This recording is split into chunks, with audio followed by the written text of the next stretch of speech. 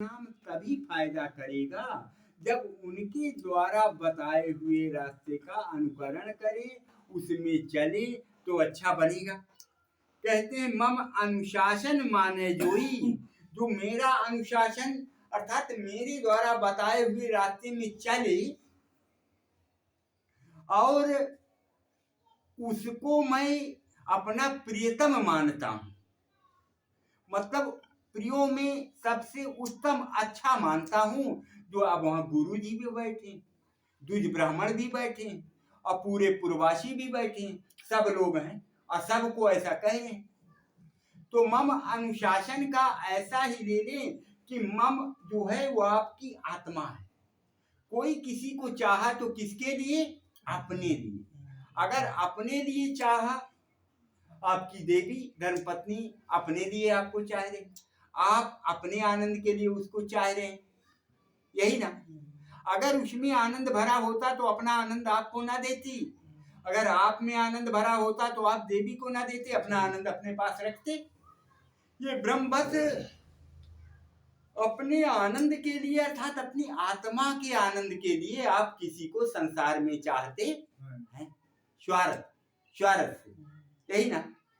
तो मम अनुशासन अर्थात ये जो बैठा है इसका अनुशासन कि ये किसी तरह से अधोगति में ना जाए, तो उसके द्वारा जो हम लोगों को ऊर्जा मिल रही है, तो उस ऊर्जा के द्वारा जो ये प्रकाशित होकर के पूरे कर्मचारी कार्य कर पा रहे हैं, तो फिर इनसे गलत ना हो और इनसे अच्छा ही करें, तो फिर उसके द्वारा अनुशासन में आ जाएंगे।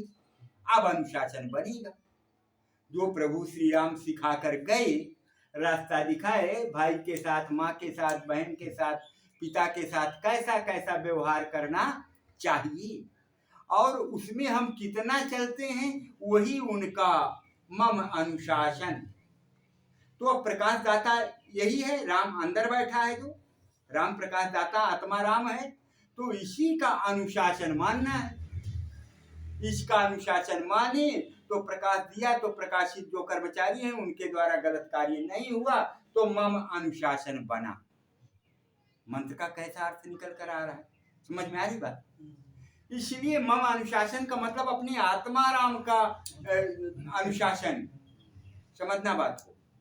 तो आगे फिर कहते हैं, क्या कहते हैं कि आगे बताते हैं कि और आप क्या हैं, तो कहते हैं बड़े भाग मानुष तन पावा, सुर दुर्लभ शब ग्रंथनि गावा। देखो बराबर मंत्र बोल रहे हैं, लेकिन इस पे हम अनुकरण कितना कर रहे हैं। सब मंत्र याद है आप लोगों सभी को याद है, लेकिन इसमें अनुकरण कितना करते हैं, चलते कितना हैं। राम की दुहाई तो बहुत देते हैं, लेकिन हम चलते कितने हैं।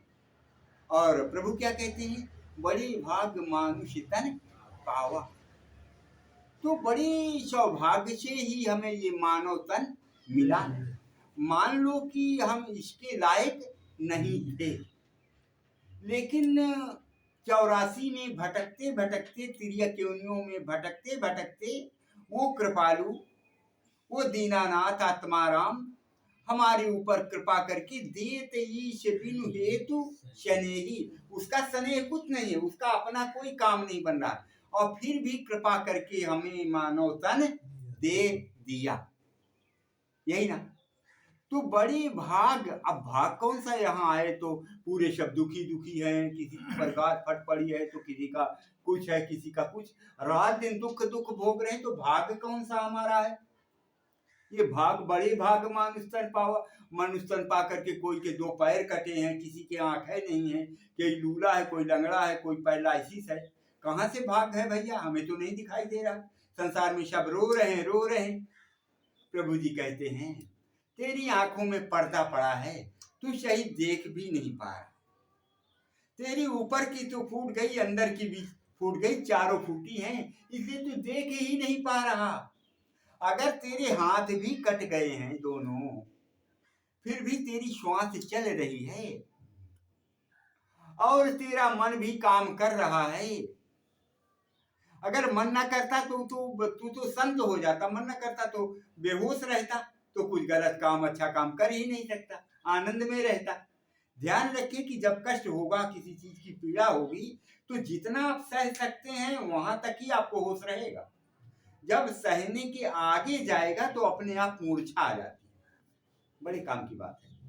आप इन शरीरों को जब व्याधि लगती है और बहुत कष्टदायक हो जाता है, तो जितनी शरीर की क्षमता है वहीं तक आपको होश रहेगा, और क्षमता सहने की गई तो बेहोश हो जाता है। तो अब दर्द नहीं है और न कुछ है, आनंद में, अब तो बेहोश है, कर्मचारी में कोई बहाने नहीं है।